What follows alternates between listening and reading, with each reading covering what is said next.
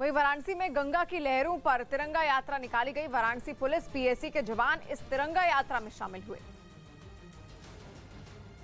15 अगस्त के अगले दिन यानी 16 अगस्त को वाराणसी में ऐसा नजारा देखने को मिला। आजादी के अमृत महोत्सव के उपलक्ष्य में मां गंगा की लहरों पर तिरंगा यात्रा निकाली गई।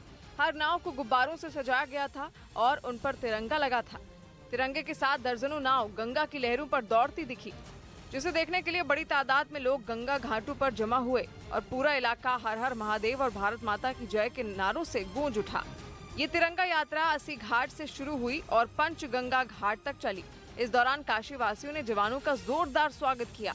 गंगा घाटों पर मौजूद लोगों में जबरदस्त उत्साह दिखा।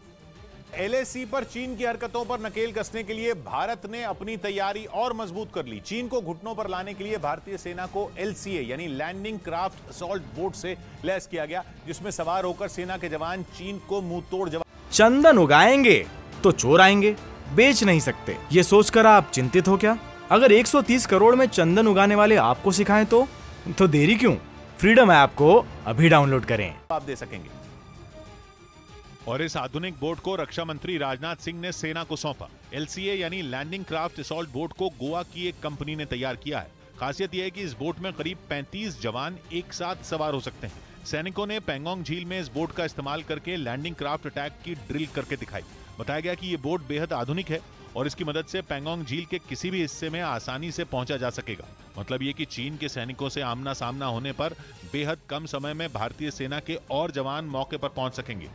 और कहा जा रहा है कि इसके शामिल होने के बाद एलएसी पर भारतीय सेना की ताकत और बढ़ गई। लैंडिंग क्राफ्ट असॉल्ट बोट के साथ ही चीन से मुकाबले के लिए सेना को कई और आधुनिक हथियार सौंपे गए, जिनमें स्वदेशी तकनीक से बनाया गया ड्रोन भी शामिल है। इस ड्रोन के जरिए एलएसी के आसपास के इलाके पर नजर रखना आसान हो जाएगा। इसके साथ ही सेना को गश्त के लिए खास तरह के जंगी वाहन भी सौंपे गए। इनसे चीनी सेना को किसी भी स्थिति में मुंह तोड़ जवाब दिया जा सकेगा। इसके अलावा रक्षा मंत्री राजनाथ सिंह ने सेना के जवानों को असॉल्ट राइफल और दूसरे आधुनिक उपकरण भी सौंपे।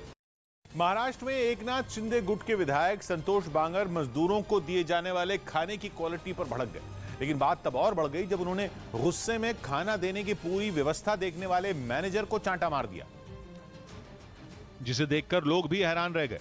मजदूरों को दिए जाने वाले दोपहर के खाने में खराबी की शिकायत के बाद शिवसेना विधायक संतोष बांगर हिंगोली जिले में खाने की क्वालिटी जांचने के लिए पहुंचे थे, लेकिन जैसे ही उन्हें खाने में कमी दिखी उनका गुस्सा 7वें आसमान पर पहुंच गया, जिसके बाद उन्होंने खाने की जिम्मेदारी देखने वाले मैनेजर को जोरदार थप्पड़ जड़ दिया। लेकिन इसके बाद भी उन्होंने मैनेजर को नहीं छोड़ा और काफी देर तक उसे फटकार लगाते रहे। गव्हर्नमेंटचा माल आहे असं लुटता फोन बनून घ्या, कलेक्टरला फोन करा रे, कलेक्टरला सांगा हे सगळं बंद झालं पाहिजे म्हणा। मैनेजर को फटकारने के बाद विधायक संतोष बांगर उस रसोई में भी गए जहां खाना तैयार किया जा रहा था।